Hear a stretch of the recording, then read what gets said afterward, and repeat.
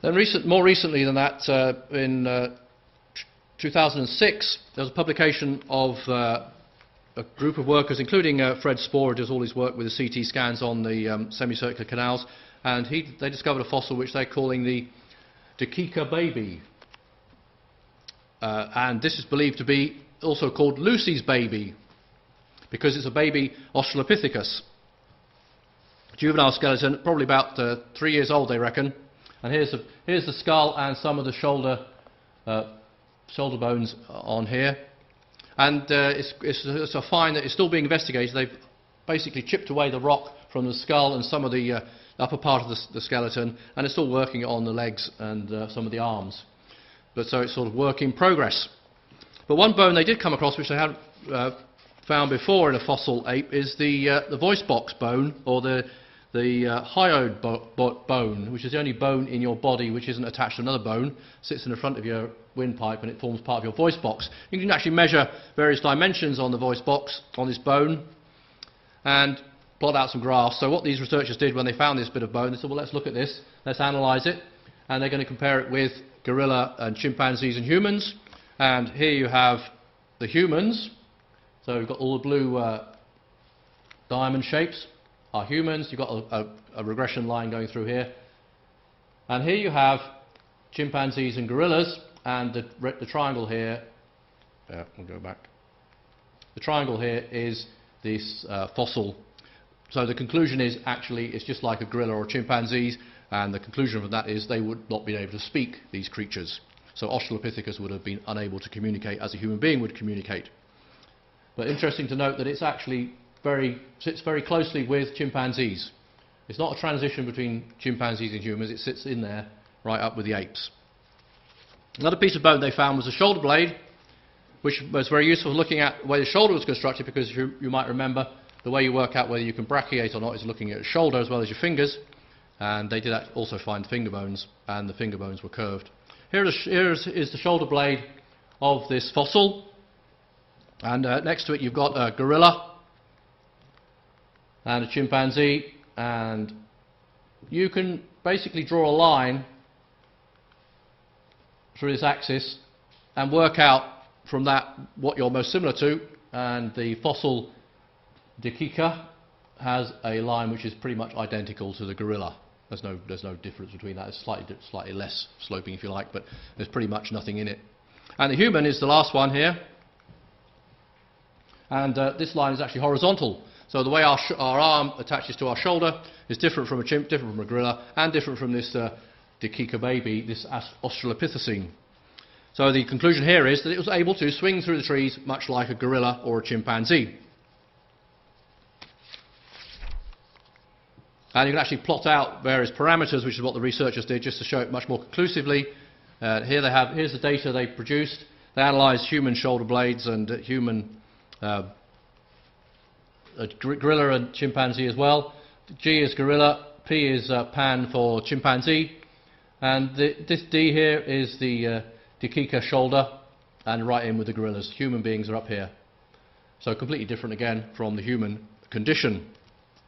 So this Lucy's baby, as they call it, allows us to make some preliminary conclusions on Australopithecus.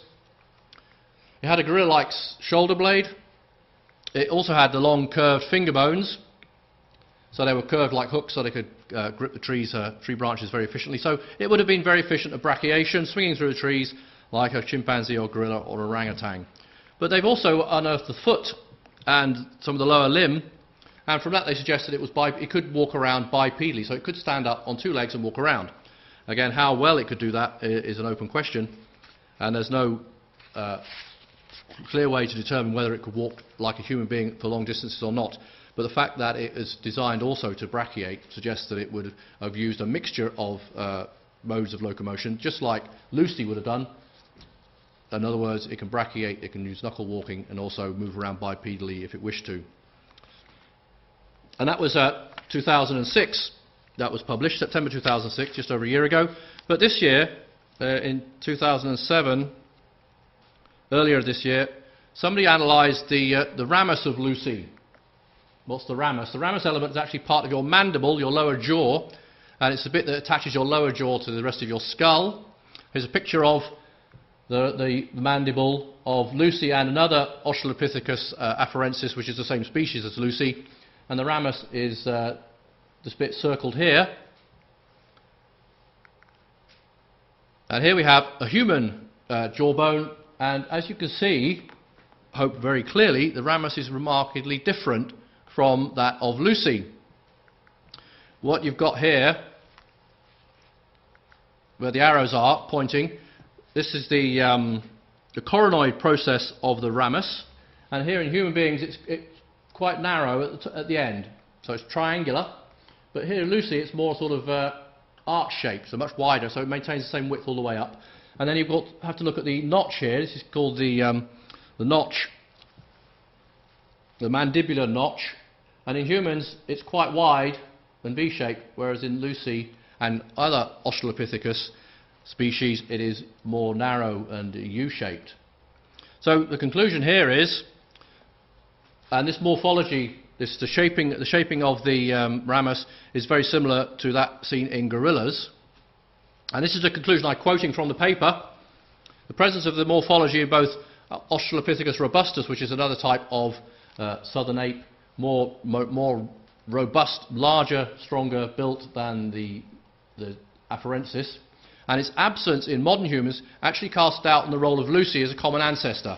So these researchers are actually saying, and this is a publication for you if you want to go and check it out, it's in the publication, the Proceedings of the National Academy of Science of the US of A, published in April 2007, and by these gentlemen, and they concluded that actually this suggests that Lucy couldn't have been a common ancestor of human beings. And that's not a creationist saying this. And it just goes to show how, when you're looking at the debate about human origins and all the fossils that you find, and you get the big splash headline in the paper saying, we found the missing link. They're still looking for it. They still call it the missing link. We found the missing link, here it is. But then a few years later they do a bit more analysis, they get a few more fossils, and they refine their techniques, and suddenly they say, well, actually, no, we're not convinced anymore. It doesn't seem to be the missing link. So this is actually what's happening to Lucy at the moment, although, of course, the jury is still out. But these people have published this research, which looks fairly convincing, suggesting that, at least as far as this feature is concerned, it doesn't appear to be in the lineage of humans. It's more likely to be in the lineage of gorillas. So Lucy more likely to be the ancestor of gorillas. So it's quite amazing how things change as they look at more evidence. And another example of that is Homo rudolfensis, which we were told is an ancestor to human beings. Discovered by the famous Dr. Leakey, who's done a lot of work on human evolution. We're told it's 1.9 million years old, so not human, can't be human, because it's too old. But the question still remains, is it ape or human? And here's a reconstruction from the original publication by Dr. Leakey, and he basically put the skull back together, the various fragments, in this way. But a gentleman called Dr. Bromage has come along and done some computer reconstruction based on various rules that he's devised from looking at actual skulls, complete skulls, and the way the bones of the face fit together, the location of the eyes, the ears and the mouth, and discovered certain rules. And he's reanalyzed the fossil, and here's his reanalysis on the left-hand side. And he shows the face sticking out at an angle, which is an ape-like feature. So this was published in March 2007, and his conclusion was actually that based on actually the reconstruction by Dr. Leakey was biased based on erroneous preconceived expectations of early human appearance that actually violated the principles of craniofacial development, in other words, the way your skull and face is put together, and the way it actually develops and grows as you develop and grow as an individual. So he's challenging this interpretation on the basis of fairly objective evidence. And again, he's not a creationist, he's an evolutionary scientist. And he concludes that they were more like two archaic ape-like hominids, the Australopithecines and the other one called Paranthropus. So he's again demoted Homo rudolfensis really from the human lineage. It shouldn't be called Homo anymore. It's probably more likely to be some sort of Australopithecus. And again, that can be looked up. If you want to know the reference for that, I can provide you with the references for that article. So it looks like Homo rudolfensis was nothing of the sort. It wasn't human, it was an extinct ape. Moving on to another member of the so-called human family tree, we have Homo habilis. Homo habilis is actually one of the most contentious species in this story, and evolutionists admit that it's actually very difficult to define. And some people have concluded it's actually just a mishmash. Here's a habilis skull, which is fairly complete, which is quite useful, but it is quite ape-like in features. But some people, even evolutionists, have said it's actually a mishmash of different trays and specimens. And some are similar to Australopithecus, and others are like Homo erectus, which I would suggest is actually human. So it's not very clear what we've got here. There's a bit of a mixture, there's a bit of debate, and there's still debate about where these guys fit.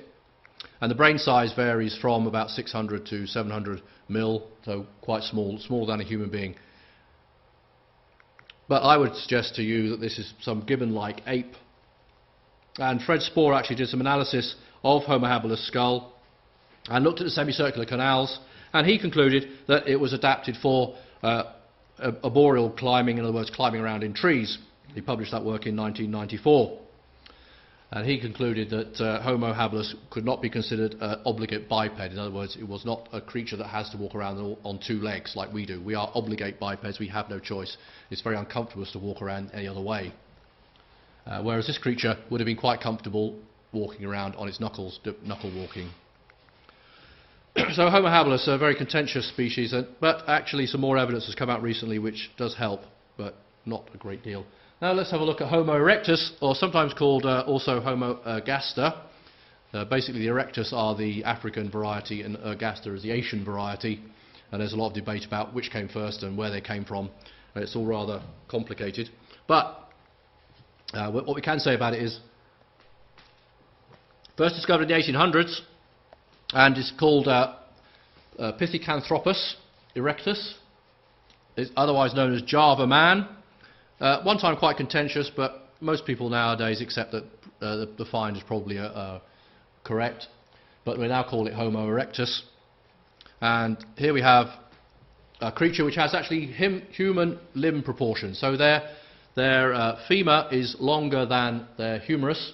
So their legs are longer than their arms, which is a human characteristic, whereas remember apes have arms longer than their legs. Brain volume was about 900 mil. Human brain volume generally varies from about 1 litre, in other words 1,000 mil, up to about 2 litres, somewhere in that range. Most of us sort of sit somewhere in the middle. And if you're a lady, your brain is slightly smaller than the men, which doesn't actually make you less intelligent, which is worth bearing in mind. And here is a picture of one of the very famous Homo erectus. This is a creature called the Narukatomi boy, found in Kenya in 1984.